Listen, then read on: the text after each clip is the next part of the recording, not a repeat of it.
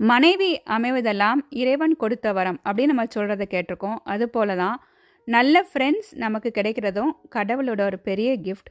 கண்டிப்பாக நமக்கு லைஃப்பில் ஃப்ரெண்ட்ஸ் நமக்கு வேணும். ஆனால் நல்ல ஃப்ரெண்ட்ஸ் நமக்கு கிடைக்கிறது ரொம்ப கஷ்டம். என்னோடய ஃப்ரெண்ட் என்னை ஒரு நாள் இங்கே கிருஷ்ணர் கோயில் இருக்குது, அங்கே என்னை காலையிலே கூட்டிகிட்டு போயிட்டாங்க.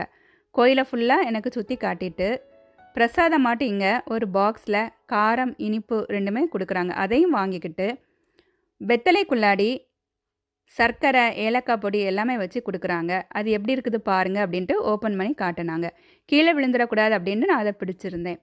ஃப்ரெண்ட்ஷிப் அப்படின்னு சொல்கிறதுல மதம், மொழி, நிறம், பணம், படிப்பு, வயசு இது எல்லாத்துக்கும் அப்பாற்பட்டது. அப்படி தான் எனக்கு இவங்களும். மாலாண்டின்ட்டு எனக்கு ஒரு 10 வயசு வித்தியாசத்தில் ஒரு ஃப்ரெண்ட், பிம்பின்னு ஒரு நார்த் இந்தியன் ஃப்ரெண்ட்.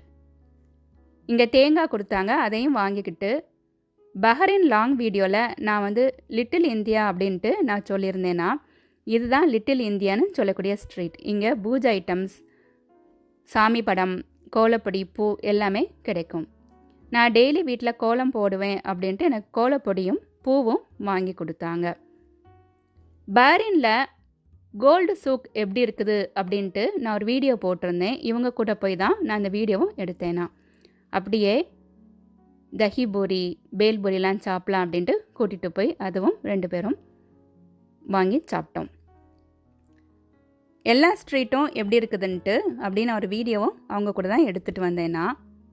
பொறுமையாக என் கூட நின்னாங்க வீடியோஸ் எடுக்கும் போது மட்டும் இல்லை, எப்போ ஃபோனில் பேசினாலும் பொறுமையாட்டே கேட்பாங்க. ஃபஸ்ட் டைமாட்டு நான் பஹ்ரைனில் இருக்கக்கூடிய கவர்மெண்ட் பஸ்ஸில் நான் ஏறுறேன்னா எனக்கு ஜாலி டே அப்படின்னு ரொம்ப ஹாப்பியாட்டு இருந்தது. ஃப்ரெண்ட்ஸ் அப்படின்னு சொல்லியாச்சுன்னா ஈகோ இருக்கக்கூடாது, எக்ஸ்பெக்டேஷன் இருக்கக்கூடாது, பொசசிவ்னஸ் இருக்கக்கூடாது, பொறாமை கூட இருக்கக்கூடாது.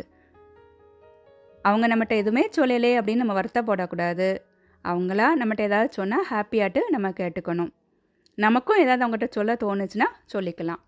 அந்த ஸ்டாப் வந்தாச்சுன்னா அந்த ரெட் கலர் பட்டனை ஆன் பண்ணியாச்சுன்னா ஆட்டோமேட்டிக்காக அந்த டோர் ஓப்பன் ஆகும். கண்டிப்பாக நமக்கு லைஃப்பில் ஃப்ரெண்ட்ஸ் வேணும்.